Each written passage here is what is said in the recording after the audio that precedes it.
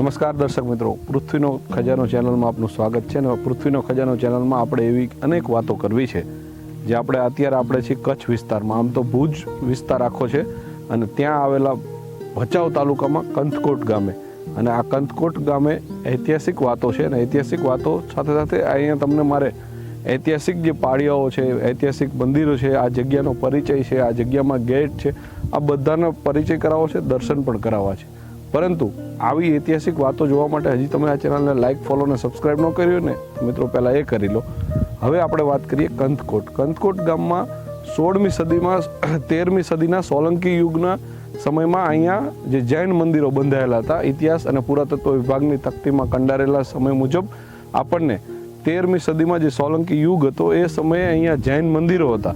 અને આ જૈન મંદિરને હાલ તો આપણને જે છે એના માત્ર ને માત્ર અવશેષો જોવા મળે છે. એટલે કે મંદિર છે એ કોઈ પણ કારણોસર તોડી પાડવામાં આવેલું છે.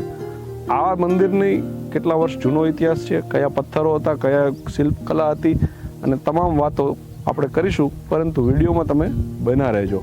બીજી વાત કરીએ તો અહીંનો એક ગેટ છે ખૂબ જ પૌરાણિક, એટલે એ જે તે સમયે બનાવેલો, એ પણ એ સદીનો સમયનું હોય અને એનું બાંધકામ પણ આપણને એ પ્રકારે જોવા મળે છે. પણ ઐતિહાસિક વાતો તો ઇતિહાસકારોને જ ખબર હોય ને, અને હિસ્ટ્રોલોજીએ આના ઉપર ઘણા રિસર્ચ પણ થયા છે.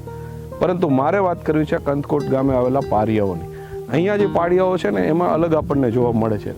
અલગ જગ્યાએ એટલા માટે હું તમને કહીશ, ક્યાંક આપણને અલગ પાળિયાઓ છે, ક્યાંક પાળિયાઓ પણ જુદા છે. એમાં આવતા પ્રતીકો જુદા છે, એમાં આવતા ચિહ્નો જુદા છે, એમાં આવતું લખાણ પણ જુદું આપણને જોવા મળે છે. એટલે જે તે વખતે આપણે ઝાલાવાડ પંથકને આજુબાજુ જોઈએ ને તો સતીઓના પાળિયા જુદા હતા.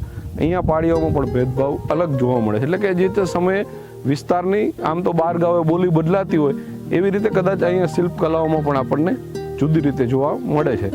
પાળિયાઓની વિશેષ વાત કરીએ તો માતાની દીકરી સાથેના પાળિયા, પશુમાં ગાયની સાથે વાછરડુના પાળિયા, અને આમાં લખેલા શિલાલેખો અને એમાંના ઉલ્લેખો જે આપણને વાત કરીએ તો એ જે તે સદીઓના ઊંડાણ લઈને બેઠી છે.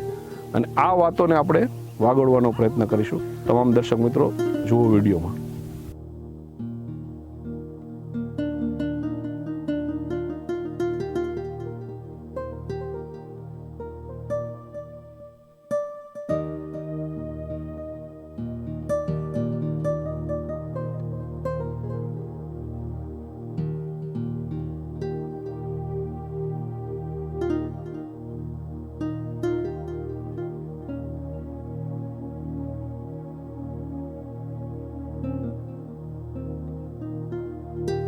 કચ્છમાં આવો ને ત્યારે સૌથી પહેલાં આપણે સૌ જાણીએ છીએ કે શિયાળે સોરઠ ભલી ને ઉનાળે ગુજરાત, વર્ષે તો વાગડ ભલો કચ્છડો બારે માસ.